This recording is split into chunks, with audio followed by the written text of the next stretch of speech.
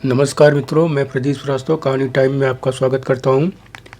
लीजिए सुनिए मेरी कहानी मेरी जनहित याचिका का 8वां भाग। 2 दिन बाद वह फिर आने वाले थे तो हमने चिंतन मनन कर कुछ प्रश्न कुछ शर्तें तैयार की उनसे पूछने के लिए। वह जब आए तो हमने अपने प्रश्न किए जिसके उन्होंने संतोषजनक उत्तर दिए। हमने कहा कि भविष्य में यह कभी भी कोई शर्त नहीं रखी जाएगी कि यह काम ऐसे किया जाएगा या वैसे, इसे शामिल कर लें या इसे हटा दें। यह बात भी जब वह थोड़े नानुकुर के बाद मान गए तो हमने चंदा लेना स्वीकार कर लिया। पहले महीने चंदा इतना मिला कि काम को आगे बढ़ाने में आर्थिक समस्या न आई। लिटरेचर को छपने के लिए दे दिया गया। हम दोनों ने सोचा कि इन लोगों से कहीं बीच में एक कार्यालय खुलवाने की व्यवस्था करने की बात कही जाएगी। सदस्यों की संख्या धीरे धीरे से लेकिन बढ़ रही थी। प्रोफेसर साहब उनके साथियों का भी सहयोग मिलने लगा था। इस बीच घर पर ही जुड़ चुके कुछ लोगों की संपा ने 4 मीटिंग्स ली। चारों में वह जब बोली तो लगा वाकई दशकों का अनुभव कोई प्रखर वक्ता नेता है। उसकी बातें सुनकर रगों में लगता जैसे लहू खौल उठेगा। मीटिंग में शामिल लोग इतने इम्प्रेस हुए कि उसके कट्टर समर्थक बन गए। काम बढ़ता गया। अब हमारे लिए सबसे बड़ी समस्या आ रही थी समय की। मैं कॉलेज से इतना समय नहीं निकाल पा रहा था कि संगठन के कामों के लिए पर्याप्त समय दे सकूं। इससे रोज कुछ ना कुछ छूट जाता। संपा बिल्कुल भूत सी जुटी हुई थी। इस बीच एक दिन मेरे स्कूल्स एंड कॉलेजेस ग्रुप ने एक सम्मेलन आयोजित किया जिसमें भारत में गरीबों एवं महिलाओं की स्थिति और शिक्षा विषय पर बोलना था। प्रोफेसर साहब की इच्छा और प्रयास से संपा को उसमें बोलने के लिए बतौर विशिष्ट अतिथि आमंत्रित कर लिया गया। संपा के पास वैसे तो बहुत कुछ था इस विषय पर बोलने के लिए, लेकिन उसने फिर भी और तैयारी की। वह अपने संगठन की संयोजक की हैसियत से वहां पहुंची थी। वक्ताओं में कई शिक्षाविद, कई सफल NGOs की सफल संचालिकाएं, सफल महिला उद्यमी शामिल थे। ग्रुप का कार्यक्रम होने के कारण ग्रुप के सभी संस्थानों के सारे स्टाफ, सीनियर छात्र शामिल हुए। पूरा ऑडिटोरियम भरा हुआ था। मैं थोड़ा सा शंकित था कि संपा कहीं इस भीड़ के सामने बोलने में घबरा ना जाए, बहक ना जाए, लेकिन वह एकदम निश्चिंत थी। बड़े से स्टेज पर वह जब अन्य आमंत्रित अतिथियों के पास जाने लगी तो मुझसे गले लग कर बोली, समीर, मैंने तो हार मानकर अपने को अंधेरे के हवाले कर दिया था, मगर तुमने वहां से मुझे खींच कर निकाल लिया, उजाले से भरी एक नई दुनिया में लाकर खड़ा कर दिया। वाकई मुझे रेगिस्तान से निकालकर खूबसूरत उपवन में ले आए हो, जहां मेरे लिए हर तरफ संभावनाएं ही संभावनाएं दिख रही हैं, इतनी कि मैं अपने लक्ष्य को आसानी से पाते हुए स्वयं को देख पा रही हूँ। फिर अचानक मेरे दोनों हाथों को अपने हाथों में लेती हुई बोली, समीर, मेरे विश्वास को कभी तोड़ना मत। इस मिशन को जो इतना आगे बढ़ाया है उसे कभी बीच में छोड़ना मत। यह बोलते बोलते संपा एकदम भावुक हो उठी थी। आंखें भर आई थी। मैंने सोचा कहीं इस भावुकता में वह बहक न जाए, तो उसे संभालते हुए कहा, तुम कैसी बातें कर रही हो, ऐसा सोचती भी कैसे हो? मैं तो सोच भी नहीं पाता। तभी प्रोफेसर साहब आए तो उसने उनके पैर छूकर आशीर्वाद लिया। फिर मैंने उसे उस जगह ले जाकर बैठा दिया जहाँ स्वागत टीम के सदस्य स्टेज तक ले जाने के लिए उपस्थित थे। मैं वापस ऑडिटोरियम के एग्जिट गेट पर आ गया। व्यवस्था में मेरी ड्यूटी लगी थी। कुछ देर बाद कार्यक्रम शुरू हुआ। वक्ताओं ने अपने विचार रखने शुरू किए। ज़्यादातर बातें वही रटी रटाई आदर्शवादी, तथ्य और तर्क से परे थी। इसीलिए ऐसे सम्मेलनों से मैं हमेशा दूर भागता था। चौथे नंबर पर संपा ने बोलना शुरू किया तो मैं ध्यान से सुनने लगा। न जाने क्यों मेरी धड़कनें बढ़ गई थी। शुरुआती 2 मिनट में ही मुझे लगा कि वह भी अपनी पूर्ववर्तियों की तरह ही बोलकर बस निपटाएगी ही। लेकिन तभी उसने गियर बदला और देखते देखते छा गई। करीब 25 मिनट के भाषण में मैंने नोट किया कि 4 बार ताली बजी। जो बातें उसने कही उसका असर मैं हर तरफ देख रहा था, मगर साथ ही बाद में बोलने वाले कई वक्ताओं, कुछ जो परंपरावादी यथा स्थितिवादी थे, उन लोगों ने संपा के विचारों से अप्रत्यक्ष रूप से असहमति व्यक्त की। विरोध भी संकेतों में कर दिया, लेकिन संपा ने अपनी किसी बात को वापस नहीं लिया। वह झुकी नहीं। सम्मेलन लंबा चला, करीब 3 घंटे। श्रोता क्योंकि कॉलेज के ही थे तो सब आखिर तक रुके रहे। सुनते ना तो आखिर जाते कहाँ? सम्मेलन के अतिथियों ने चाय नाश्ता किया। संपा उन लोगों के बीच चर्चा के केंद्र में थी। इस बीच संपा ने कई बार फ़ोन कर मुझे बुलाया कि वह उन अतिथियों को मुझसे मिलवाना चाहती थी, लेकिन मैं अपनी ड्यूटी और अपने एक्स्ट्रा स्ट्रिक्ट इंचार्ज के कारण नहीं जा सका। उसे मैसेज कर दिया कि नहीं आ पाऊंगा। वह मुझसे पहले घर पहुंच गई थी। कार्यक्रम के ऑर्गेनाइजर ने सभी अतिथियों को उनके आवास से लाने पहुंचाने की व्यवस्था की थी। लोग संपा को वहां मेरे इतना करीब देखकर कुछ उत्सुकतापूर्ण नज़रों से देखते रहे। हमारे उसके बीच रिश्ते को केवल प्रोफेसर जानते थे। अच्छा ही हुआ था कि मैं उसके साथ घर नहीं गया था। मीडिया से रिलेटेड जिम्मेदारी भी काफ़ी कुछ मेरे ही पास थी। उसे पूरा कर घर पहुंचते पहुंचते काफ़ी रात हो गई थी। संपा को मैंने वहां अपना इंतजार करते पाया। स्टडी टेबल पर उसने तमाम कागज़ फैला रखे थे, बेड पर भी, मतलब वह अपने काम में अब भी व्यस्त थी। उसका एक मोबाइल बजे जा रहा था, लेकिन वह मुझे देखते ही किसी छोटी बच्ची से आकर मेरे गले लिपट गई। समीर समीर कहती हुई मैंने उसे ठीक उसी तरह गोद में उठा लिया जैसे कोई पिता ऐसे में अपने बच्चे को उठा लेता है। मैं उसको ऐसे ही लिए लिए अंदर कमरे में आया और उसके होंठों को चूमकर एक बार प्यार से बाहों को और कसकर उतार दिया नीचे। उसने बेड पर बैठते हुए कहा, समीर, मुझे उम्मीद नहीं थी कि मेरी बातों को इतनी इम्पोर्टेंस मिलेगी। इस कार्यक्रम से मुझे एक तरह से अपने मिशन के लिए बेस्ट डोज मिल गई है। इसका क्रेडिट पूरा तुम्हें जाता है। उसकी खुशी देखकर मैं भी बहुत खुश हुआ। मैंने कहा, संपा, तुम्हारा मिशन तुम्हारी सफलता ही मेरा मिशन मेरी सफलता है।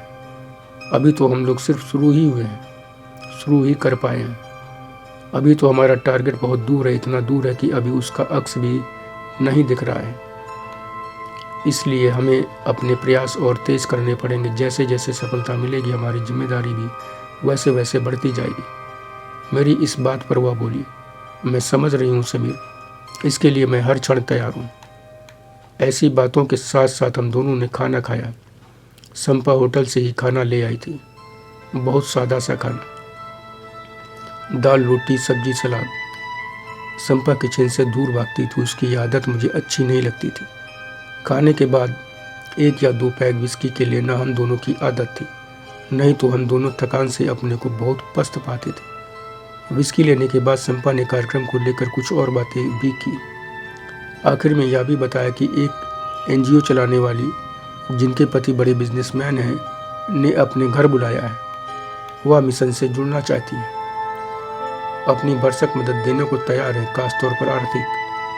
उसकी इस बात पर मैंने कहा, संपा, हम एक ही दिन में कुछ ज़्यादा ही सक्सेस तो नहीं पा गए। तो संपा बोली, सक्सेस जैसा तो मैं नहीं मानती, लेकिन तुम कहते हो तो मान लेती हूँ। मान रही हो तो चलो सेलिब्रेट करें। सेलिब्रेट? हाँ, सेलिब्रेट। मैं समझ गई तुम क्या सेलिब्रेट करोगे। मन मेरा भी है सेलिब्रेशन का, आओ करते हैं। संपा की यही साफ गोई मुझे लूट लेती थी। मैं उसकी इसी अदा के कारण उसे ऐसे अवसर पर प्यार से my dear MLV modern lady Vatsyayan कहकर जकड़ लेता था। इस पल भी मैंने यही किया। जी भर हम दोनों ने बड़ी देर तक सेलिब्रेट किया। अगले दिन प्रिंट मीडिया में कार्यक्रम को अच्छी खासी कवरेज मिली थी। संपा की बातों को खास तौर पर जगह दी गई थी। यह देखकर संपा का उत्साह 2 गुना हो गया। मैंने कहा, संपा, वह दिन दूर नहीं जब तुम फ्रंट पेज पर छपा करोगे रोज। वह बोली, हाँ समीर, मेरा उद्देश्य अपने मिशन को सफल होते देखना है। जैसे जैसे हम सफल होंगे या मीडिया वैसे वैसे हमारे करीब आएगा। काश ये मीडिया हमें हमारी बातों की अहमियत समझता, हमें अपना पॉजिटिव सपोर्ट देता, तो हमारा काम आसान हो जाता। हमारी बातों को सनसनी बनाकर हमें यूज न करें। इसने जिस तरह से हमारी बातों को छापा है वह वास्तव में सनसनी बनाने का ही प्रयास दिख रहा है। संपा के इस नज़रिए ने मेरा उत्साह ठंडा कर दिया। हफ्ते भर बाद संपा मुझे उस एनजीओ संचालिका के पास लेकर पहुंची जिसने सपोर्ट के लिए ऑफर किया था। उसका शानदार बंगलो, वहाँ खड़ी लग्जरी गाड़ियों को देखकर मैं समझ गया कि एक बड़े बिजनेसमैन की बीवी का यह सब टाइम पास सेलिब्रिटी बनने का जरिया भर है। यह एनजीओ भी बस अपने फ़ायदे के लिए चला रही है। हमें विजिटर्स स्पेस में बैठा दिया गया। फिर काफ़ी प्रतीक्षा के बाद यह बताया गया कि मैडम थोड़ी देर में आने वाली है, थोड़ा वेट करना पड़ेगा। मुझे बड़ी उलझन हुई कि बुलाकर गायब है। यह क्या तरीका हुआ? 15 मिनट बाद वहाँ एक यंग लेडी आई, हमें अपने साथ लेकर चल दी। उसने एक बड़े से बहुत ही हाई फाई सजे हुए ड्राइंग रूम को क्रॉस कर हमें एक कमरे में बैठा दिया। कमरा स्टडी रूम सा या यह कहे कि आराम कक्ष से लग रहा था। किताबें जिस तरह की और जिस तरह ढंग से रखी थी, उसे देखकर साफ था कि मकसद दिखावा था सजावट भर। फर्नीचर बहुत ही पुराने स्टाइल का क्लासिकल लुक लिए हुए था। वहाँ बैठकर गप सटाका करने के लिए उसी अंदाज में कुर्सियाँ पड़ी थी। कर्व टीवी लगा था। हम दोनों वहाँ बैठकर कोल्ड ड्रिंक और भुने हुए काजू रखकर महिला चली गई। पूरे घर में सन्नाटा था। एक गार्ड और हमें अंदर बैठाने वाली एक लेडी के अलावा वहाँ कोई नहीं दिख रहा था। हमें यह सब बड़ा अटपटा लग रहा था। इस तरह इंतजार करना बर्दाश्त से बाहर हो रहा था। मैं वहाँ से तुरंत चल देना चाहता था, लेकिन संपा का रुख पता नहीं चल रहा था। वह लेडी टीवी भी चलाकर नहीं गई थी। मन उसी को देखने में लगा था। आखिर मैंने संपा से बोल दिया, टू मच यार, अब मुझे नहीं लगता कि इस तरह और वेट करना चाहिए। संपा बोली, ठीक है, 2-4 मिनट और देख लेते हैं, फिर चलते हैं। ऐसे चल देना भी तो अच्छा नहीं। हम दोनों ने ड्रिंक और काजू को हाथ भी नहीं लगाया। आखिर 5 मिनट और बीतते बीतते मैं उठने को हुआ, तभी कमरे के दूसरी तरफ का दरवाज़ा खुला और बेहद डिजाइनर सलवार सूट पहने एक महिला ने प्रवेश किया। चेहरे पर अमीरी का टैग और हल्की मुस्कान लिए खूबसूरत कसे हुए जिस्म की उस महिला को उसका गोरा रंग और आकर्षक बना रहा था। संपा उसे देखते ही नमस्ते करते हुए खड़ी हुई। यंत्रवत सा मैं भी, मगर उसके चेहरे पर नजर पड़ते ही मैं हक्का बक्का रह गया। मेरे मुंह से नमस्ते भी पूरा ना निकल सका। मेरे जैसा ही झटका उस महिला को भी लगा। उसके चेहरे का रंग क्षण भर को उड़ा, लेकिन बेहद पेशेवराना अंदाज में उसने उतनी ही तेजी से अपने को संभाल लिया। हम दोनों को नमस्ते का जवाब देते हुए संपा से मुखातिब हुई, हमें बैठने को कहा। मैं एसी के कारण बहुत ज़्यादा ठंडे उस कमरे में भी जूते के अंदर पैरों में पसीना महसूस कर रहा था। मैं देख रहा था कि अंदर अंदर वह महिला भी कहीं विचलित थी। लाख कोशिशों के बावजूद वह कुछ अनिर्णय की स्थिति में भी लग रही थी। उसने और हम दोनों ने एक दूसरे को अच्छी तरह पहचान लिया था। अचानक संपा ने धमाका कर दिया। उसने मुझे अपना पति बताते हुए यह भी बताया कि मैं असिस्टेंट प्रोफेसर हूँ। कॉलेज का नाम भी बता दिया। उसने पहली बार मुझे अपना पति बताया था। मेरे शरीर में झुरझुरी सी दौड़ गई थी और कोई वक्त होता तो मैं प्यार से उसे बाहों में भर लेता, मगर इस वक्त मैं मन ही मन सिर के बाल नोच रहा था कि क्या ज़रूरत थी इतना परिचय देने की। नाम तो नाम, कॉलेज भी बता दिया, सीधे घर तक का रास्ता बता दिया। उसके मुंह से मेरे लिए तारीफ ही तारीफ निकलती चली जा रही थी। और वह महिला बहुत ही बेरुखेपन से या कहें कि हमें हमारे छोटेपन का एहसास कराने पर तुली हुई थी।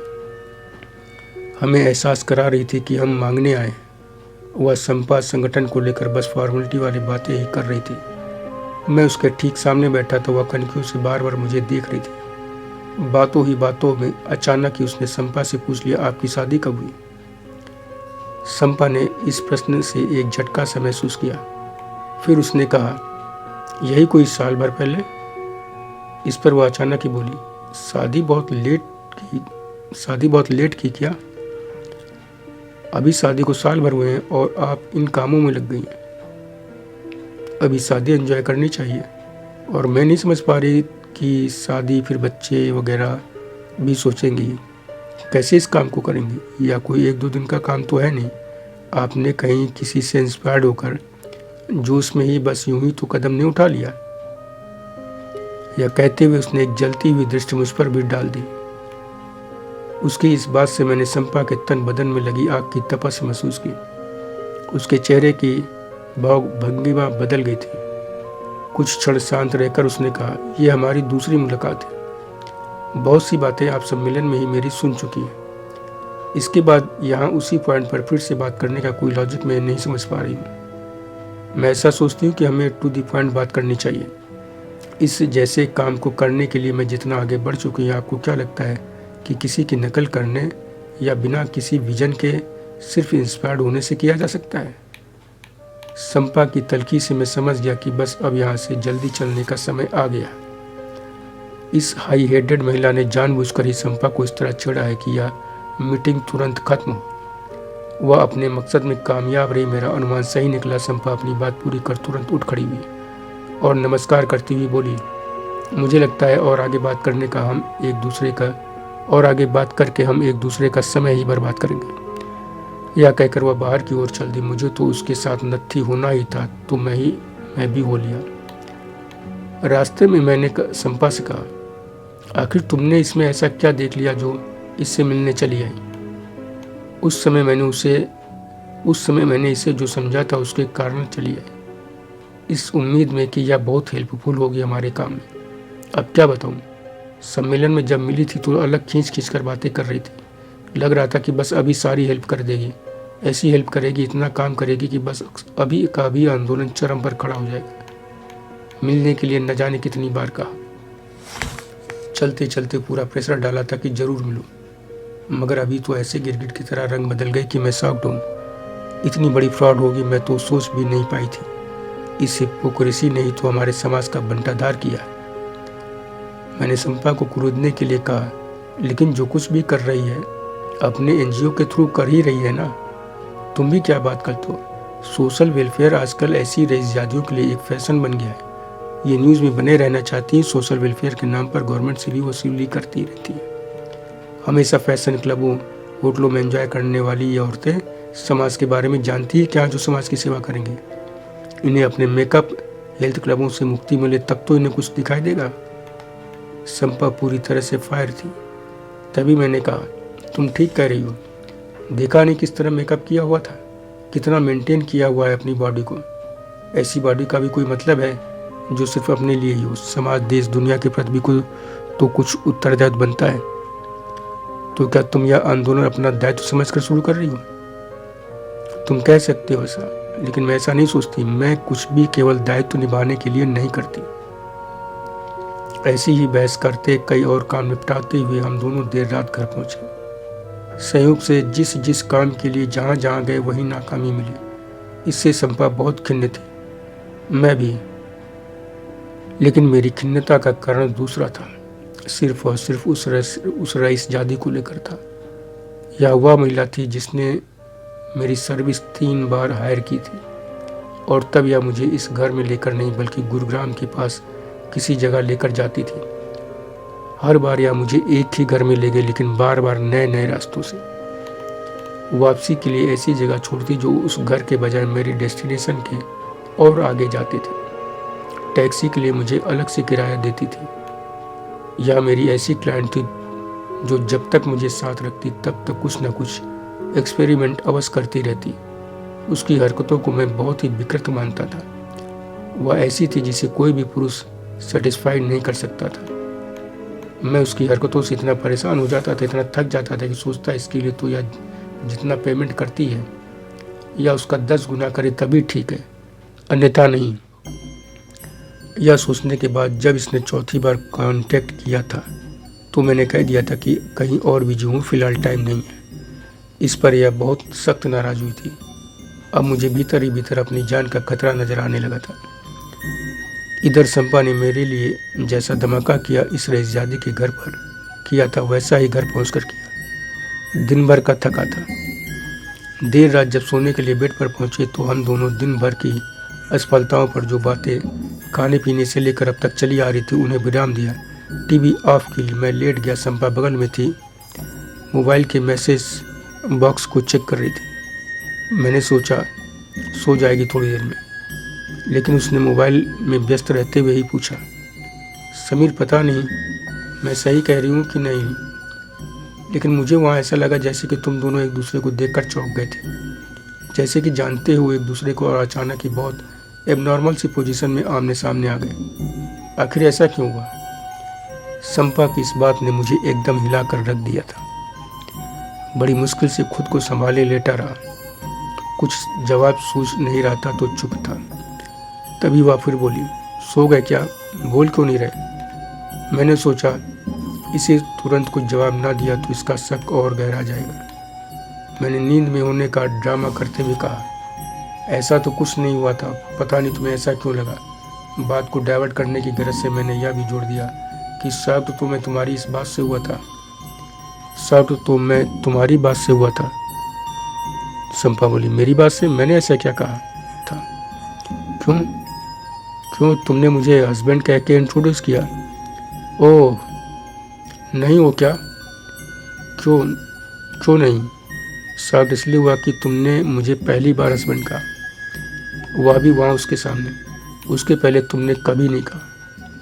ओफो समीर, तुम भी ना अभी तक पति कहा ना नहीं कहा इसी दायरे में पड़े हुए हो। अभी तुम यह भी पूछ सकते हो कि मैंने तुम्हें पति माना कब से, तो मैं क्या जवाब दूंगी?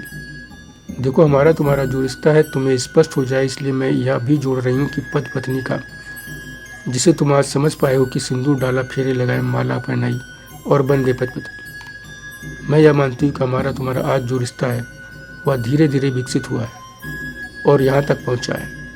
आगे कहाँ तक जाएगा यह मैं नहीं जानती, लेकिन मेरी इच्छा यही है कि जीवन भर चले। यह रिश्ते में जब तक मधुरता है, खुशबू है, अपनत्व है, जीवन राग की मिठास है, तब तक। समझे माय डियर समीर? जिस दिन यह चीज़ें ना रहें रिश्तों में, उस दिन हमें खुशी खुशी अलग हो जाना चाहिए। रिश्ते का बोझ ढोने की कोई ज़रूरत नहीं है। यदि हम भी यही करते हैं तो हम में और बाकी में फ़र्क क्या रह जाएगा? समीर, हमें फ़र्क बनाए रखना है, क्योंकि हमें बहुत बहुत काम करना है। जीवन राग के रस को तरोताज़ा बनाए रखना है। और इसके बाद संपा ने कई रोमांटिक बातें की। उससे कहीं ज़्यादा स्पीड में रोमांटिक हो जीवन राग का रस बिखेर दिया। खुद उसमें सराबोर हुई मुझे भी किया और दिन भर की थकान के चलते बेसुध सो गई। उसका एक कांत मुझे अपने में समेटे मेरी पीठ के गिर्द तक था। मुझे नींद नहीं आ रही थी संपा और उस रईसजादी के कारण। मैंने धीरे से संपा को अपने से अलग किया, उठकर सिगरेट जलाई और चहलकदमी करने लगा। रईसजादी से जहाँ मुझे अपनी जान का खतरा का डर नजर आने लगा था, वहीं यह डर भी लग रहा था कि कहीं संपा पर मेरा यह राज खुल न जाए। जब यह जान जाएगी तो क्या करेगी? क्या यह एक पूर्व पुरुष वेश्या को स्वीकार कर पाएगी? क्या यह इतनी उदार है कि मेरी स्थिति को समझेगी और मेरे जीवन के इस हिस्से को नज़रअंदाज कर देगी? पहली बार मुझे इस बात का भी डर सताने लगा कि प्रोफेसर, कॉलेज और ऐसे ही अन्य लोगों के बीच बात पहुंच गई तो मैं कैसे फेस करूंगा। न जाने कितनी महिलाओं को तो सर्विस दे चुका हूँ, न जाने कितनी बार दे चुका हूँ। इनमें से न जाने कौन कहाँ टकरा जाए, या जिन मित्रों के साथ इस फील्ड में पहुंचा इनमें से ही कोई कहीं कोई बात खोल दे तो। इस बात से ज़्यादा मुझे संपा की बातें डरा रही थी कि रिश्ते को ढोएंगे नहीं तो कहीं या तो नहीं कि जिस दिन इसका मन भर जाएगा उस दिन दूध की मक्खी की तरह मुझे निकाल फेंकेगी, या अपने उद्देश्य को पूरा करने के लिए इसे मेरे जैसे एक व्यक्ति की तलाश थी और मुझमें अपने मनपसंद गुण नजर आए तो कैश कर लिया। मन में उठे इन प्रश्नों ने मुझे बहुत बेचैन कर दिया। मैं अजीब सी घबराहट महसूस की कि मैं तो इसे अपने इस जीवन का क्या, हर जीवन में पाने की ख्वाहिश पाले हुए हूँ, और एक यह है कि कितनी आसानी से जब जीना माने तब छोड़ देने की बात कह रही है। मैं खुद को एकदम ठगा हुआ सा महसूस करने लगा। मन एकदम भर आया कि घर से अलग होने के बाद यह पहली शख्स है जिसे देखकर न जाने कैसे खुद ही एक भावनात्मक लगाव पैदा हो गया। लगाव भी ऐसा कि अलग होने के नाम पर ही कांप उठता हूँ। यह अभी जैसे बोली उसमें तो भावनात्मक लगाव जैसा कुछ है ही नहीं। सब कुछ अपने टारगेट को पाने के लिए मैनेज करने जैसा है। मैं बेचैनी में सिगरेट पर सिगरेट फूके जा रहा था। घर में इधर उधर पागलों सा टहल रहा था। दिमाग की नसें फटती सी महसूस हुई तो एक बड़ा पैग विस्की का पी गया। कुछ मिनट बाद ही दूसरा भी पी गया। मैं घर के हर कोने से टहलते हुए संपा के पास पहुंचता, उसे बेड पर सोते हुए देखता। मुझे लगता कि वह मुस्कुराते हुए मुझे देख रही है और साथ ही वही बातें रिपीट कर रही है। वह जितना रिपीट करती मैं उतना ही ज़्यादा व्याकुल हो जाता। जीवन में पहली बार मैं ऐसी हालत से गुजर रहा था। संपा का चेहरा अचानक ही मुझे चिढ़ाता हुआ लगने लगा। मुझे गुस्सा आने लगा। मैंने मन में ही कहा, मैंने तुम्हें छोड़ने के लिए नहीं पाया है, तुम्हारे मन में भी यही बात नहीं बिठा पाया या मेरी ही गलती है? लेकिन संपा, तुम्हारी बातों से कभी लगा ही नहीं कि तुम्हारे मन में यह चल रहा होगा। तुम्हारे लिए तो भावना या रिश्ता कोई महत्व तो नहीं रखता। तुम भी बस स्वार्थ के लिए ही साथ हो। तुमने बहुत दिनों बाद फिर मंजली की याद दिला दी है, जिसने पैसों संपत्ति के लालच में रिश्ते, भावना, विश्वास का खून करने में देरी नहीं की। इतनी अंधी हो गई कि अपने हाथों अपनी ही खुशियों में आग लगा ली। उस आग में पूरा घर जला दिया। जिसके साथ भागी उसके साथ न जाने किस हाल में किस जगह होगी। तुम्हें मैं एक विद्वान, एक रचनात्मक सोच वाली विशिष्ट महिला मानता हूँ। रिश्तों में जीवन राग के खत्म होने पर अलग हो जाने की नहीं, तुमसे उम्मीद यह थी कि तुम कहोगे कि हमारे बीच कभी जीवन राग खत्म ही नहीं होगा। यदि हुआ तो भी हम फिर नया जीवन राग पैदा कर लेंगे। लेकिन तुमने एक सामान्य व्यक्ति की भांति तोड़ने की बात एकदम से इतनी आसानी से कह दी। आखिर फर्क क्या रह गया तुम में और बाकियों में? जिस फर्क को समझकर मैं तुम्हारे आकर्षण में बंध गया, वह एक झटके में समाप्त हो गया। ऐसी बातों को सोचते सोचते अंततः संपा के बेड के पैताने पैर की तरफ खड़ा हो गया। संपा अपने प्रिय रात्रि परिधान में सो रही थी। उसका यह प्रिय रात्रि परिधान एक्स्ट्रा लार्ज सफेद टी शर्ट है, जो उसके लगभग घुटने तक पहुंचती है। बस इसके अलावा वह सोते समय कुछ नहीं पहनती। इसी अस्त व्यस्त परिधान में उसे देखते देखते मुझ में न जाने क्या प्रतिक्रिया हुई कि मैं करीब करीब बुदबुदाता हुआ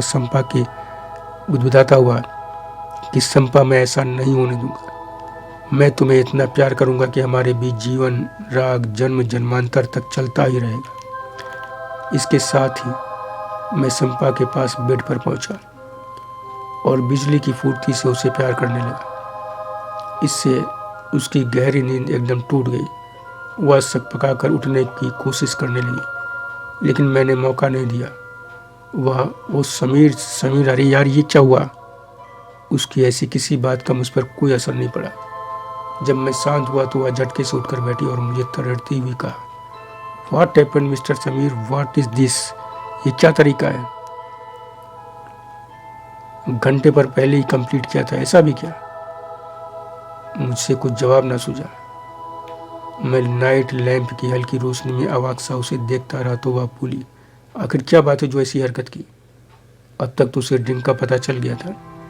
उसने तुरंत कहा, आज भी मेरे साथ 2 पैग ही ड्रिंक ली थी, साथ ही सोने के लिए लेट गए थे, फिर कब उठकर और पी ली। इतनी देर तक जागकर क्या कर रहे थे? एक के बाद एक उसके क्वेश्चन होते जा रहे थे, लेकिन मैं अजीब ही सी मन स्थिति लिए बेवकूफ़ों की तरह इधर उधर देखता रहा। कुछ समझ नहीं पा रहा था कि संपा की बातों का क्या जवाब दूं। आखिर मैं डांट खाए हुए डरे हुए बच्चे की तरह एक तरफ करवट लेकर लेट गया।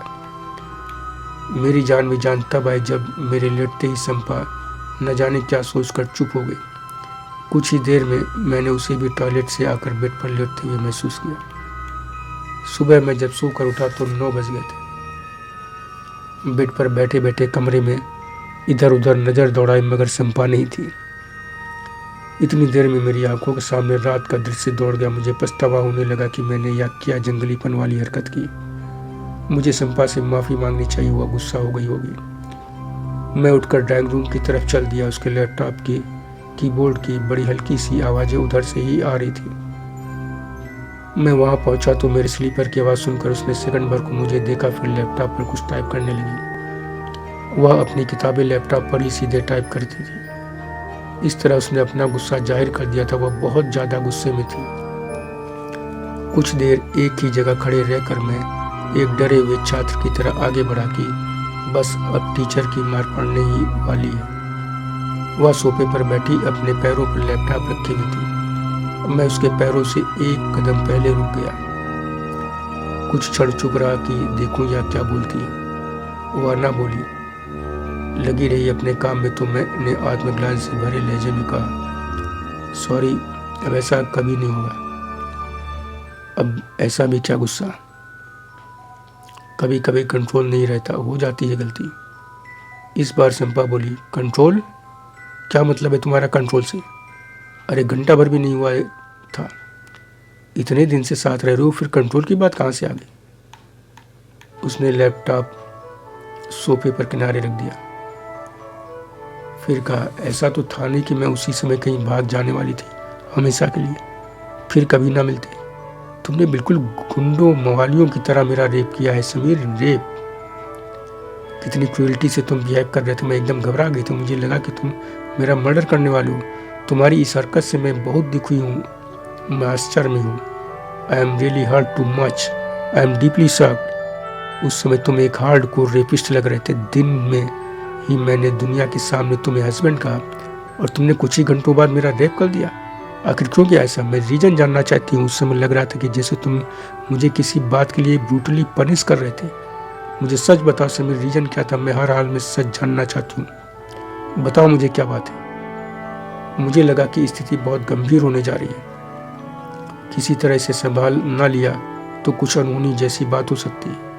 मैंने सोचा इसके क्यों का कोई ना कोई जवाब दिए बिना काम चलने वाला नहीं है। मैं उसकी बगल में बैठ गया, फिर उसके कंधे पर हाथ रखकर कहा, कैसी बात कर रही हो?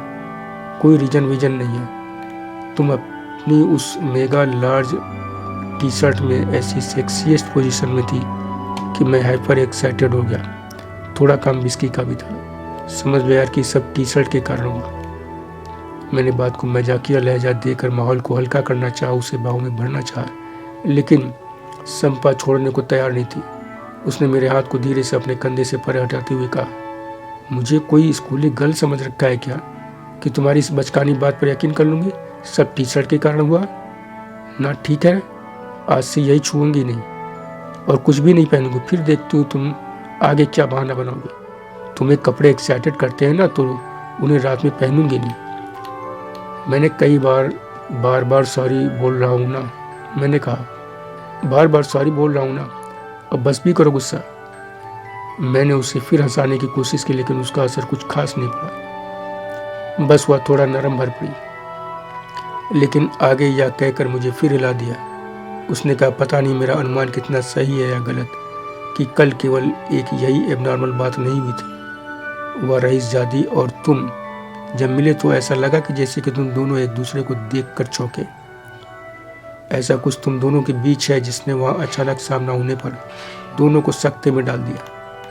वह सच के इतना करीब है यह जानकर मेरी आत्मा भी सिहर उठी, लेकिन अपने पर नियंत्रण किए हुए मैं बोला, तुम भी सुबह सुबह किसी हिपोक्रेट का नाम लेकर दिन खराब कर रही हो। इतना शक करना भी अच्छा नहीं। इस समय सच में तुम्हें एक कप कॉफ़ी की ज़रूरत है, तब तुम्हारा मूड सही होगा। मुझे तो खैर है ही।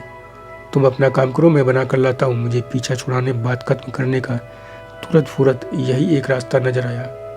मैं सीधा किचन में चला गया। जब मैं 11 बजे कॉलेज के लिए निकला तब भी संभव बोल नहीं रही थी। मैंने नाश्ता भी खुद ही बनाया, उसको दिया तो बहाना बना दिया अभी मूड नहीं है। मैं उस समय कुछ और बात नहीं करना चाह रहा था। कॉलेज में पूरा समय मैं बहुत बेचैन रहा। कई और काम निपटाने के बाद जब मैं देर शाम घर पहुंचा तो दरवाज़ा बंद मिला। संपा कहीं गई थी।